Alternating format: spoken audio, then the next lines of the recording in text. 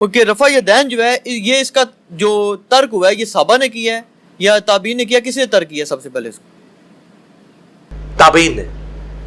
میرا اس پہ مسئلہ 70B ہے جس کو دیکھ کے کئی لوگوں نے رفع الیدین شروع کیا. وہ جن تابعین نے اس کو ترک کیا ہے وہ آپ کے نزدیک گمراہ کذاب ہے؟ کون لوگ؟ نہیں، کوئی نہیں ہے. ہم یہ کہتے ہیں کہ وہ انہوں نے نماز کے لوس درجے کو اڈاپٹ کیا ہے، ان کے نزدیک رفع الیدین سنت ہے، اگر کوئی چھوڑ بھی تو خیر ہے. نہیں، جو نیک بھی ہو سارا کچھ ہو وہ پھر آپ کو اس سے اپنے آپ کو زیادہ تو نیک میں تو یہ بات کروں گا کہ ان سے زیادہ نیک اصحاب ہیں. اور امام بخاری کی کتاب جز رفع الیدین میں ہے کہ عبداللہ بن عمر ان لوگوں کو کنکریاں مارتے تھے جو نماز میں سستی کی وجہ سے رفع الیدین چھوڑتے تھے. تو عبداللہ بن عمر کے زمانے میں تابعین چھوڑ گئے تھے نا. عبداللہ بن عمر کنکریاں مارتے تھے تو ہمیں کوئی تکلیف نہیں ہے، ہمارے سامنے کرے گا ہم اسے کنکریاں مار کے صحابی کی سنت پہ عمل کریں گے. ہم تو صحابہ کے ساتھ ہیں نا. تابعین ورسز صحابی آئے گا تو ہم صحابی کو لیں گے، اور صحابہ کرام ورسز نبی علیہ السلام کی مرفوع حدیث آئے گی اگر ٹکراتی نہ ہو تو نبی علیہ السلام کو مطلب ہم پرائرٹی دیں گے اگر ٹکرا جائے گی. تو مسئلہ یہ رفع الیدین کا نہیں ہے. اور دوسرا یہ کہتے ہیں کہ رفع الیدین سنت ہے واجب. سوال کرو، ہم کب کہتے ہیں کہ واجب ہے؟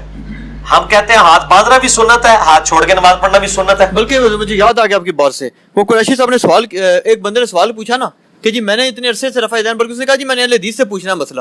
وہ اہل حدیث نے جب جواب دیا نا اس نے کہا جی آپ کی جو ہو گئی ہیں بس ان کو چھوڑ دیں. اس نے کہا جی رفع الیدین کے بغیر نمازیں پڑھی ہیں. حنیف قریشی صاحب فوراً بول پڑے، انہوں نے کہا اس سے مسئلہ یہ نکلا کہ آپ کے نزدیک رفع الیدین کے بعد نماز ہو جاتی ہے. وہ قاری صاحب نے کہا، خلیل صاحب نے، انہوں نے کہا جی میرے سے سوال ہوا ہے. انہوں نے کہا نہیں مسئلہ تو میں نے نکالا نا. جی مسئلہ میں نکالتا ہوں. مفتی حنیف قریشی صاحب، فقہ حنفی کا بنیادی مسئلہ ہے کہ نماز میں ہاتھ باندھنا یہ نماز کا رکن نہیں ہے بلکہ سنت ہے. اور بارِ شریعت میں لکھا ہے کہ اگر امام رکوع میں ہو تو آپ رفع الیدین کر کے ارسال الیدین کریں، ہاتھ باندھیں نہیں، ارسال الیدین کر کے تھوڑی دیر کھڑے ہوں، جتنی دیر کم از کم ایک تسبیح کہا جا سکے، اس کے بعد رکوع میں جائیں. وہ کہتے ہیں ہاتھ باندھیں گے نہیں، یہ بارِ شریعت میں لکھا ہوا ہے. تو فقہ حنفی میں ہاتھ باندھنا سنت ہے. ہم کہتے ہیں جہاں آپ نے رفع الیدین کی سنت کو چھوڑا ہے، سنت کہہ کے آپ ہاتھ باندھنا بھی چھوڑ دیں، ہم آپ کے ساتھ ہوں گے. کبھی اس سنت کی بھی قربانی دیں نا. جب سنت کو آپ کہتے ہیں، ہم آپ کو پھر ترمذی کی حدیث نہیں سنائیں گے کہ 6 لوگوں پہ اللہ کی لعنت ہے، ان میں سے ایک وہ ہے جو میرے اہل بیت کی توہین کرے اور ایک وہ ہے جو میری سنت کو چھوڑے جان بوجھ کے. ہم یہ آپ کو ترمذی کی حدیث نہیں سنائیں گے، وہ آپ اپنے آپ کو خود ہی سنائیں گے کہ ہاتھ باندھ کے نماز پڑھنا یہ کہتے ہیں سنت ہے. کہتے ہیں قیام واجب ہے. یہ ڈاکٹر طارق قادری صاحب کا ایون کلپ چڑھا ہوا ہے، میں نے خود سنا اگلے دن کہ جی ہاتھ باندھنا تو بیسک ارکان میں سے نہیں ہے. بیسک رکن تو قیام، رکوع کے بعد کھڑا ہونا، اس کے بعد 2 سجدے، 2 سجدوں کے درمیان بیٹھنا، 2 رکعتوں کے بعد بیٹھنا اور آخری تشہد بیٹھ کے سلام پھیرنا. ٹھیک ہے، بیسک ارکان یہی ہے. ہم کہتے ہیں صرف رفع الیدین سے کیوں چیڑا ان کو؟ یہ جس طرح رفع الیدین چھوڑتے ہیں اور کبھی کبھار وطروں کا رفع الیدین بھی چھوڑ دیں، کبھی کبھار عید کا رفع الیدین بھی چھوڑ دیں تاکہ سنتے چھوڑنے کی عادت ڈالیں نا. یہ دوسری طرف یہ کہتے ہیں یہاں مسواک بھی لگائی ہوتی ہے، چھوٹی چھوٹی سنتوں میں عمل کرتے ہیں، اور جب رفع الیدین کی باری آتی کہتے ہیں سنت یہ خیر ہے بس. تو بھائی اس کی پھکی میں ان کو دے سکتا ہوں کہ ہاتھ باندھنا بھی سنت ہے، اسے بھی چھوڑو. نہیں یہ تو انہوں نے بات کی ہے نا، انہوں نے کس نے کی تھی؟ عباس رضوی صاحب کے میں نے سنا تھا. کس کی سنا تھا؟ انہوں نے کہا جی ہم نے یہ بات کی ہی نہیں، ہمارا تو مقدمہ ہی نہیں سمجھتے اہل حدیث حضرات.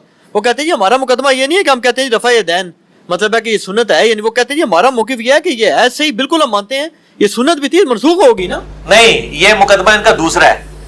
ان کا مقدمہ دو، انہوں نے یہ مفتہ بھی والا چکر ہے. کبھی یہ مسئلہ بناتے ہیں، کبھی کہتے ہیں جی آپ شافعی، مالکی اور حنبلی ہو کر سکتے ہیں، یہ کہتے ہیں نا. تو آپ لوگوں کو یہ مشورہ دے رہے ہیں کہ وہ منسوخ شدہ سنت پہ عمل کرنے کے لیے حنفی، مالکی اور حنبلی ہو جائے. تو کہتے ہیں نا وہ بھی تو سرجن ہی تھے نا، آپریشن کریں گے مریض مر جائے گا، کوئی نہیں کہتے نہیں سرکار، نا. جب آپ یہ چیز عیاں ہو چکی ہے کہ یہ چیز متروک ہے نبی علیہ السلام کی سنت، تو آپ لوگوں کو متروک شدہ سنت کے مشورے کیوں دیتے ہیں؟ نہ دیں مشورے. پھر آپ مالک کو بھی غلط کیا اور لوگوں کو کہ کبھی مالکی نہ ہونا کیونکہ متروک شدہ سنت پہ عمل کر رہے ہیں. یہ ان کے جواب یہ ہوتے ہیں. اور دوسری طرف یہ جواب ہوتا ہے کہ ہے تو سنت ہی، اگر کوئی چھوڑ دے تو کیا نماز نہیں ہوتی؟ یہ دونوں جواب دیتے ہیں. میں نے بتایا نا فقہ حنفی مجموعہ ہے بے شمار اقوال کا. یہ اس کا آپ کو نمونہ اس میں ملے گا جال حق میں، جہاں کے بھی مفتی صاحب لکھتے ہیں نا سوال کے جواب میں لکھتے ہیں، اس کے کئی ایک جواب ہو سکتے ہیں. سوال ہی کون ہے، کئی ایک جواب ہو سکتے ہیں تاکہ ایک جواب فٹ ہوئے. میں تسی جننے آلو فٹ کرو گے میں تو اتنے آلو اور فٹ کرا گا. اسی ایسے آلو فٹ کریں گے کہ سارے چپس نہیں کھاتے ان کے کسی نے. وہ جواب بھی دیا گا کہ یہ بالکل جھوٹ بولتے ہیں کہ منسوخ ہے اور متروک ہے. بالکل ہم کہتے ہیں یہ ایک حدیث ثابت کریں. آج تک انہوں نے جتنی حدیثیں نکالی ہیں نا عبداللہ ابن مسعود کی، اس میں صرف یہ آتا ہے، وہ روایت بھی ضعیف ہے اگر یہ صحیح بھی مانے، اس میں صرف آتا ہے ابن مسعود نے نماز پڑھ کے بتائی، اس سے ایک دوسرا طریقہ ثابت ہوتا ہے. جیسے پگڑی والی حدیث سے ٹوپی کی نفی نہیں ہوتی، ٹوپی والے سے پگڑی کی نہیں ہوتی. منسوخ کی کوئی روایت نہیں ہے کہ رفع الیدین منسوخ ہے، اس کے ساتھ کوئی حدیث موجود نہیں ہے. ٹھیک ہے، یہ کہتے ہیں دونوں طریقے حق ہیں. یہ پرانے اعتراض ہو گئے ان کے.